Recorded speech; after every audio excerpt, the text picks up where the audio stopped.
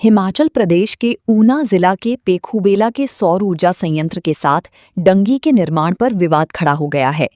सौर ऊर्जा संयंत्र को बरसात के पानी से सुरक्षित बनाए जाने को लेकर कई फीट ऊंची सीमेंटेड दीवार खड़ी की जा रही है, ताकि बरसात आने पर सौर ऊर्जा संयंत्र को नुकसान से बचाया जा सके। आपको बता दें कि पिछले साल हुई बरसात के कारण करोड़ों रुपए की लागत से बनकर तैयार ये सौर ऊर्जा संयंत्र पानी में डूब गया था, जिस कारण इसका उत्पादन भी बंद हो गया था।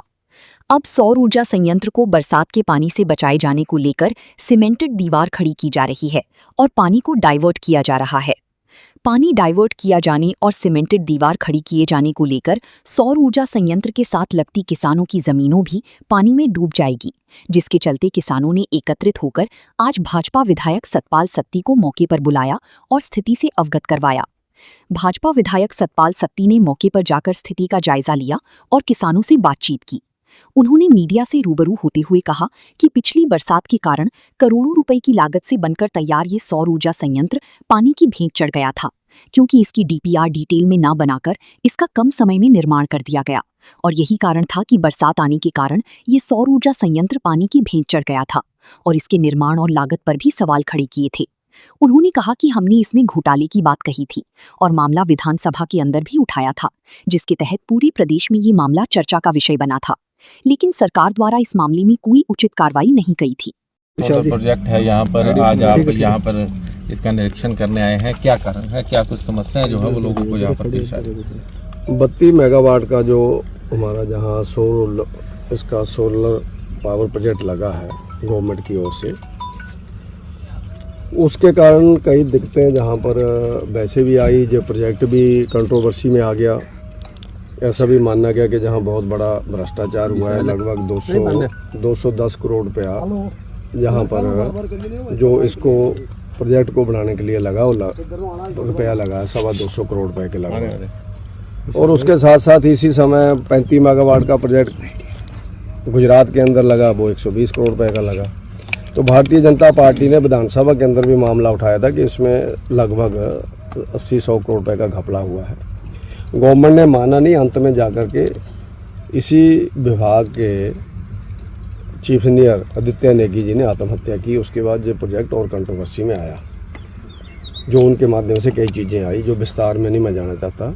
विधानसभा के अंदर डिस्कशन हुई, जहाँ के डायरेक्टर पद से हटाए गए देशराज जी और सेक्रेटरी हटाए गए मीणा जी, और उसके बाद फिर उनको लगाया गया अलग अलग डिपार्टमेंटों के अंदर, लेकिन कोई बृहद इंक्वायरी गवर्नमेंट ने नहीं की, क्योंकि ये प्रोजेक्ट हपड़ा दपड़ी में 7 महीने में 225 करोड़ रुपया खर्च करके ज़मीन के ऊपर ही लगा दिया। आप सामने देख सकते हैं। इसके साथ एक इंडियन कॉर्पोरेशन का डिपो है, टर्मिनल है।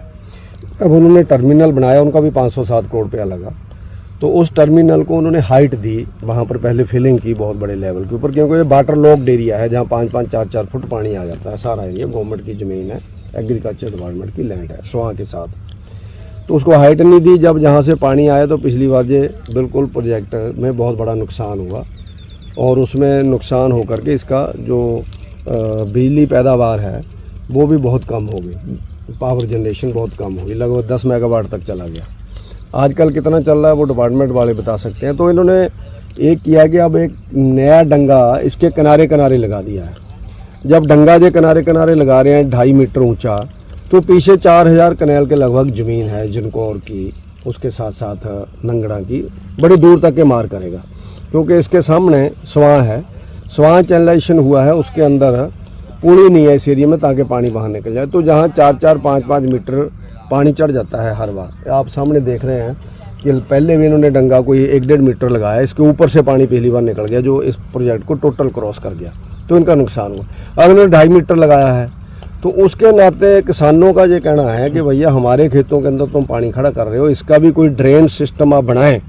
उस ड्रेन सिस्टम को इंडियन ऑयल के साथ बातचीत करके जो उनकी पुली है वहाँ डालें, और इधर जो स्वां चैनलाइजेशन हुआ है, जो लेफ्ट बैंक है, इस लेफ्ट बैंक के अंदर भी पुलियाँ बना दी जाएं, ताकि हम लोग पानी जो है उधर को निकल जाए और खेतों के अंदर थोड़ी देर आए और उसके बाद चला जाए। लेकिन डिपार्टमेंट्स का तालमेल नहीं। अभी मेरी एक्शन साहब से बातचीत हुई है, तो उनके ध्यान में भी मैंने लाया है कि आपको लोगों के पानी की समस्या को भी हल करना चाहिए। तो अगले कल अगर डिप्टी कमिश्नर साहब यहाँ होंगे, आज मैं पता कर लूँगा, तो कल हम डिप्टी कमिश्नर साहब को अन्यथा एडीसी को लिख करके किसानों की ओर से दे देंगे, गांव वालों की ओर से दे देंगे कि भैया इसका हल निकालो कोई ना कोई, वरना ये सारी ज़मीन बेकार हो गई है। तो अब ये नया मामला खड़ा हो गया है। ये भ्रष्टाचार का अड्डा तो है ही है पूरा पेखूबेला पावर प्रोजेक्ट, लेकिन आगे किसानों के लिए कि मुसीबत बन करके आ गया है। पूरी बृहत योजना नहीं इसकी बनी, डीपीआर डिटेल डीपीआर नहीं बनी कि आगे और हम लोग क्या कर सकते हैं।